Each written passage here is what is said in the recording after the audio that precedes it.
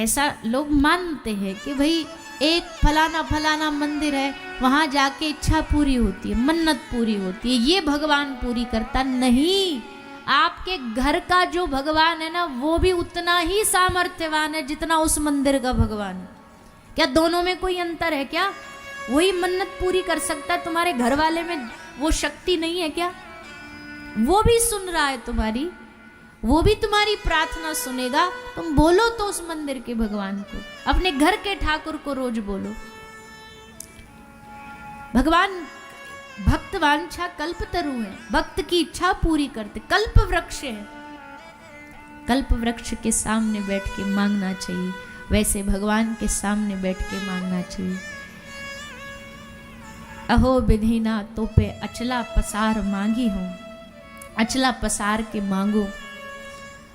भक्ति का, भाव का, रस का तत्व मांगो तो काम बनेगा। माफ करना, पर इधर उधर की चीजों में जब तक उलझे रहोगे ना, तब तक। अच्छा चलो मान लो तुमको एक घर चाहिए, एक घर दे भी दिया, उस तुम मन्नत के धागे बांध आए, उसने तुमको एक घर बना के दे भी दिया, तो क्या गारंटी है कि सुख मिल जाएगा? क्या अच्छा घर मिलने से सुख मिल जाता है? कुछ समय बाद वो भी फीका लगने लगेगा।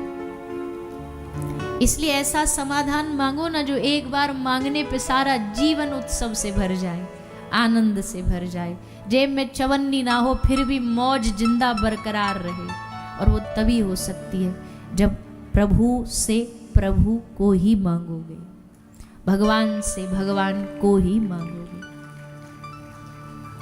माफ करना किसी को बात बुरी लगे तो, पर ये कुछ आजकल के कुछ जागरण वाले, कुछ ये एक आध घंटे भजन गाने वाले, हम किसी का विरोध नहीं कर रहे और हमारी हैसियत भी नहीं है किसी का विरोध, पर इन्होंने कुछ सिस्टम ऐसा चला दिया है कि इनके भजनों में भी वो मांग ही रहती है।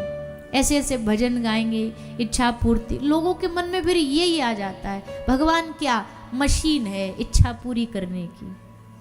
जब तक इच्छा पूरी कराना चाहते हो तो भगवान से जुड़े रहो, नहीं तो ये भाव भगवान से, प्रेम करो भगवान से। प्रेमी को क्या मतलब? प्रेमी को कोई मतलब है? राखे चाहे नियरे रखे, चाहे न्यारे रखे, हम तेरे हैं, तेरे ही कहलाएंगे। चाहे सुख में रखे, चाहे दुख में रखे, ऐसी शर्तें मत रखो भगवान से। शर्त रख कर के भक्ति करने वाला कभी भक्त नहीं बन सकता। निस्वार्थ भाव से भगवान को भजो। जाही विधि राखे राम, ताही विधि रहिए। महलों में राखे चाहे झोपड़ी में वास दे, धन्यवाद निर्विवाद राम राम कहिए, सीताराम सीताराम सीताराम कहिए। उसकी मर्जी में आनंद लेते रहो, बस उसकी मर्जी। नहीं चाह, जो चाह ना मिला तो क्या हो गया? जो चाह रहे हो वैसा जीवन नहीं मिलता। किसको मिला है आज तक बताओ? जो शीर्ष पर भी बैठे हो उनसे भी जाके पूछ लो, क्या तुमको जैसा जीवन चाहिए था वैसा ही मिल गया? अकेले में होगा तो रो देगा, नहीं, हमें जो चाहिए वो ना मिला। जैसा चाहिए था, जितना चाहिए था, जैसा जीवन जीना चाहते थे वैसा नहीं मिला। इसलिए भैया जो है ना वो सब भगवान की कृपा ही है। जो मिला है सब भगवान की कृपा है। जैसा जो दिया भगवान ने सब उनकी इच्छा से।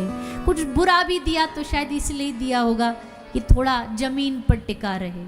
सब मिल जाता तो इंसान को उड़ने में क्या देर लगती है, जमीन से जुड़ा रहे, इसलिए भगवान ने कुछ कुछ ना दिया तो अच्छा ही किया। जैसे रिश्ते चाहिए थे नहीं मिले, अच्छा हुआ। शायद मिल जाते तो भगवान से ही कहते तू कौन है तू? अब नहीं मिले जैसा चाहते थे तो अब भगवान से प्यार होता है कि प्रभु तू ही है हमारा, तू ही हमारा अपना। इसीलिए भगवान से मांगना सीखिए, हे प्रभु मुझे बता दो। मुक्ति का मतलब हमारा वो मुक्ति से अर्थ नहीं है, क्योंकि हम भक्ति मार्ग के लोग हैं।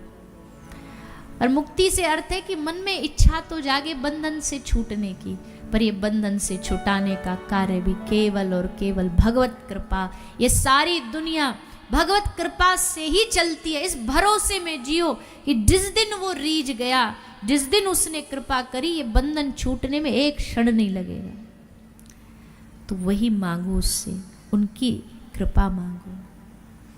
कैसे कैसे जीव गर्भ में 9 महीना झेलता है। कपिल भगवान ने समझाया, माँ बड़ा गर्भ में कष्ट झेलता है, गर्भ से बाहर आता है, बाहर कौन से कष्ट कम हो जाते हैं।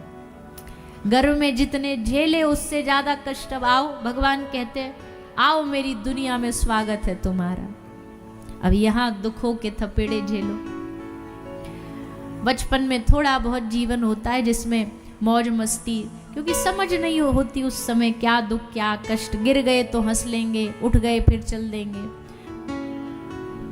किसी ने सच कहा कि जवानी में जाकर के पता चला कि भैया बस्ते का बोझ तो बड़ा हल्का था। जिंदगी जो बोझ देती है उसके सामने बस्ते का बोझ तो बड़ा हल्का था, जो बोझ कभी बड़ा भारी लगा करता था। पता नहीं बचपन की वो अमीरी कहाँ चली गई, पता नहीं बचपन की वो अमीरी कहाँ चली गई, जब हमारे भी कभी पानी में जहाज चला करते थे। क्या अमीरी से जीते थे, पानी में कागज का जहाज बनाया और बस। जैसे जैसे समझदारी बढ़ी वैसे मौज कम हो गई, वैसे आनंद कम हो गया, मस्ती कम हो गई। सोचा कि जीवन में शायद अब जा कर के प्रसन्नता आ जाएंगी, खुशियां आ जाएंगी, लेकिन ऐसा होता नहीं है भैया। संसार में देखो, इंतजार करोगे अच्छे समय का तो अच्छा समय कभी नहीं आता। अच्छा समय बस इतना है कि अभी जो है अच्छा समय है। कैसे? इतने भाग दौड़ भरे दुनिया में यहाँ बैठ करके, इस पंडाल में, इस प्रांगण में बैठ करके आपको एक व्यक्ति कथा सुना रहा है और आप कानों से भगवान का नाम अमृत पान कर रहे हो। इससे अच्छा समय और ज्यादा क्या होगा? इससे अच्छा समय और ज्यादा क्या होगा? अब यहाँ जब तक बैठे, जब तक तो भगवान की मस्ती में कोई कमी नहीं रहेगी। हाँ, इस पंडाल के बाहर आपका क्या होगा वो आप जानो, उसका हमारा कोई ठेका नहीं है, वो कोई गारंटी नहीं है। उसके बाद तो फिर सब अपनी अपनी उलझनों में उलझे हुए हैं, सब अपने अपने जीवन में उलझे हुए हैं।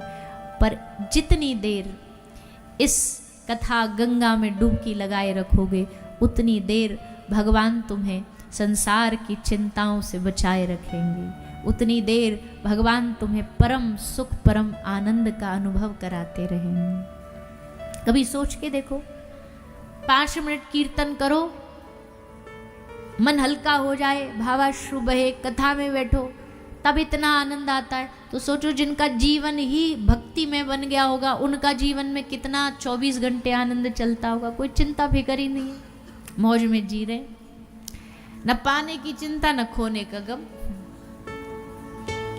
वही वाली बात है, हमारे ब्रज में एक महात्मा जी के पास एक आदमी आया, बोला बाबा आपकी 7.5 चल रही है।